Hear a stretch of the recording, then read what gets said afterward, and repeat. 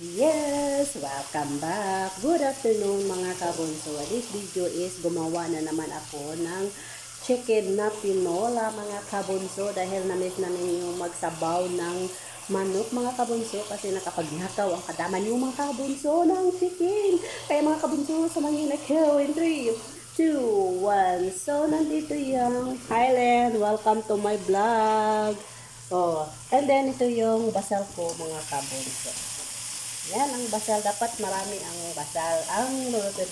And then, ito yung manok na chicken, mga kabunso. Yung ninakaw ko, mga kabunso. Ninakaw namin para makapagluto kami ng chicken. So, kailangan natin lagyan siya ng tomat. Ganito karami ang ilalagay ko sa tomat, mga kabunso. And then, gusto ko kasi sa sabaw, mga kabunso, is yung basal niya is naka-oil siya. Then, kailangan natin ilagay natin sa kawali ang ating lulutuin mga kabunso. Hi, no. Yan. So, tayo ay magluluto muna mga kabunso.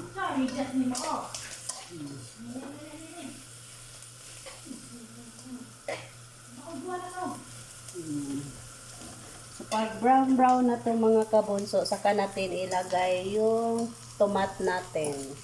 So, ito, sabaw to mga kabunso, hindi to adobo, sabaw.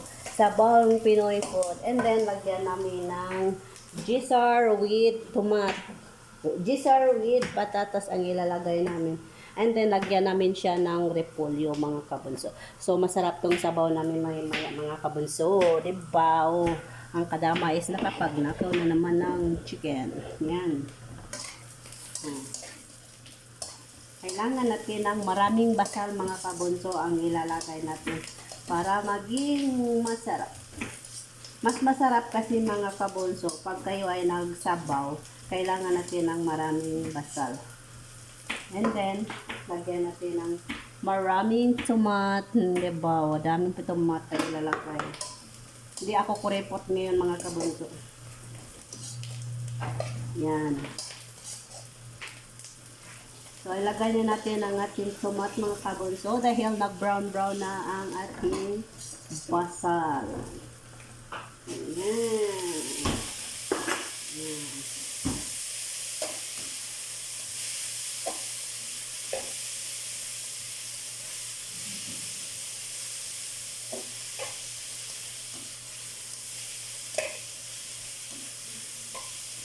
O, diba? Tingnan niyo mga kabunso.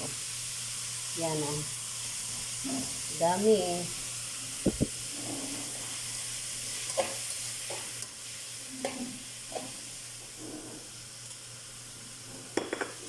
Amoy na mga kabunso. Sarap na siya. Amoy pa lang, lasa na.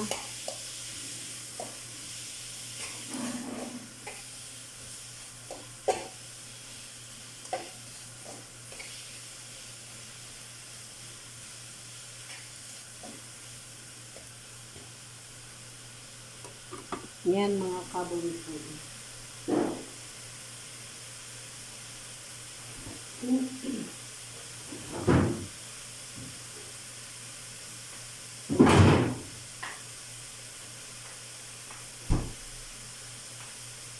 Yes mga kabunso, and then ito lahat ang lulutuin natin. Lutuin natin ito lahat mga kabunso.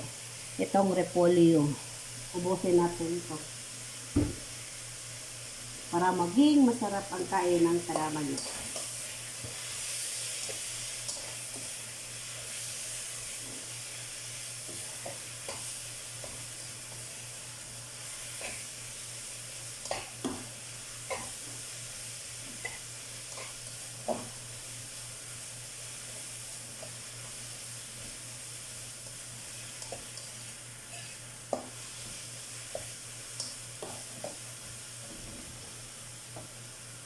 Yan, oh, masarap na tingnan yung niloto ko mga kabunso. And then, tingnan nyo ang tomat mga kabunso. So, kailangan yan siya latang-lata na yung tomat bago ilagay natin ang chicken.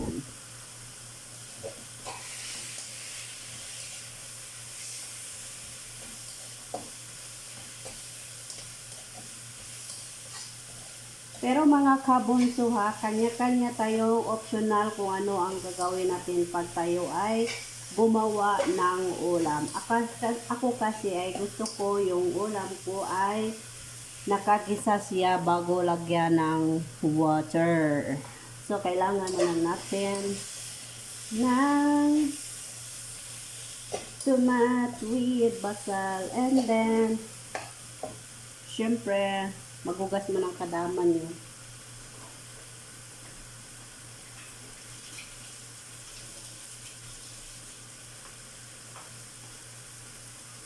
Siyempre, itong manok ko mga kabonso is nakamarinate na to siya. Nakamarinate na to. Pero ayaw ko isalit itong sabaw. Ito lang laman.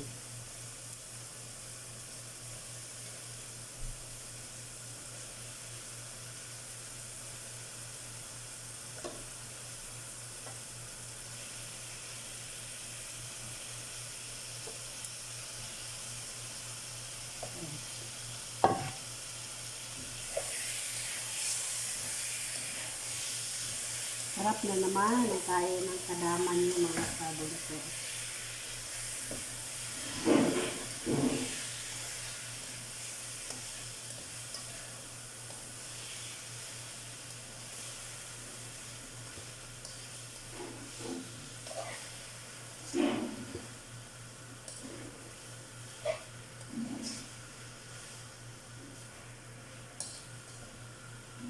So, ganyan ang forma ng aking naloto mga kabunso. Diba, ang sarap. Diba, ang sarap tingnan ang aking naloto. And then, magkuha tayo ng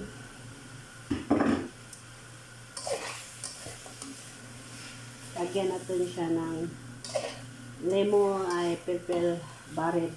Ano, lagyan natin purple heart para may lasang-lasang har. Ilangan muna natin siya rest bago natin nilagay. So, yung water niya mga kabunso ay hindi ko na sinali yung water niya mga kabunso. Kasi ayaw ko lagyan siya ng water. Kasi may tomat kasi siya marami. Para maging lasa talaga siya. So, kailangan wag mo isali yung tubig niya. Marami kasing tomat mga kabunso. So, kailangan yung ang tomat is maging water na yun siya. So, hindi na kailangan lagyan pa natin ng water. Ang ating tinolang manok.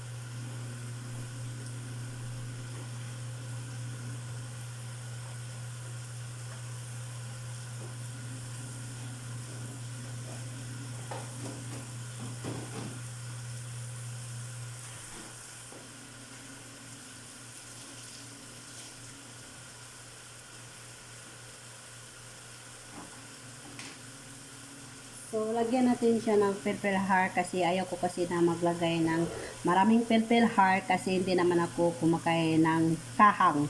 Kaya isa lang ang nilagay ko.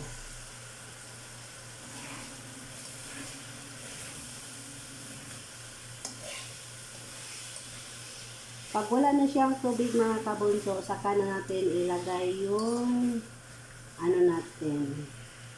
Yung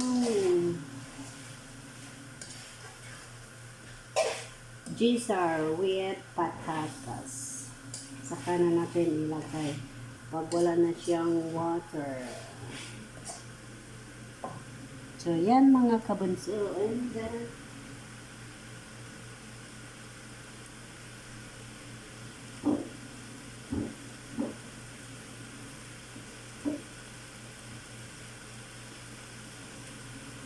oy, wag na natin ilagay ng marami. So, ganito lang ang nilagay ko mga kabunso. Hindi na kailangan marami pang ilagay. So, ganito kalaki.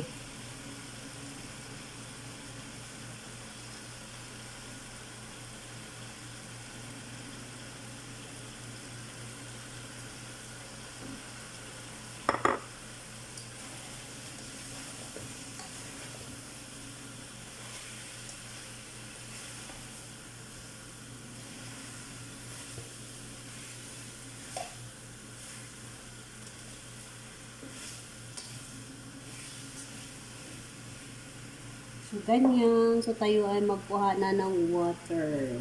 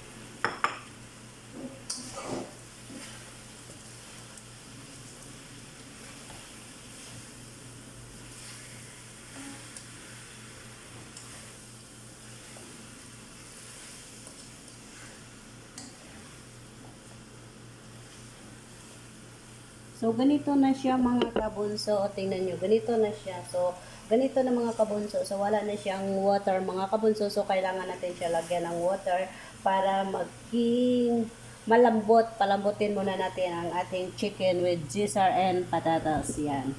So, wala na siyang water. Lalagyan natin siya ng water. Yan. So, ito lang yung water ang nilalagay ko. Yan.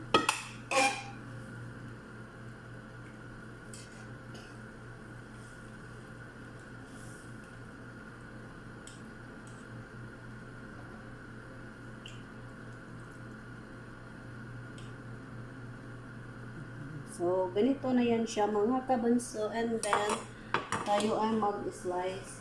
I-slice muna natin to mga kabunso dahil uubusin natin ito.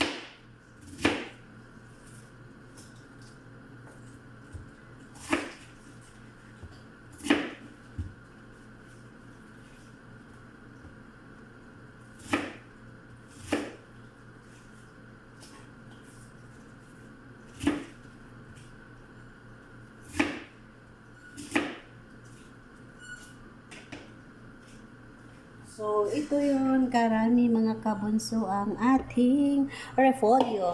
Yes, mga kabunso, tatapusin na natin ang video na ito dahil kami ay nagluluto pa. Ako ay nagluluto pa. Kaya mga kabunso, ingat. God bless and bye-bye. See you next video mga kabunso. Bye-bye, ingat.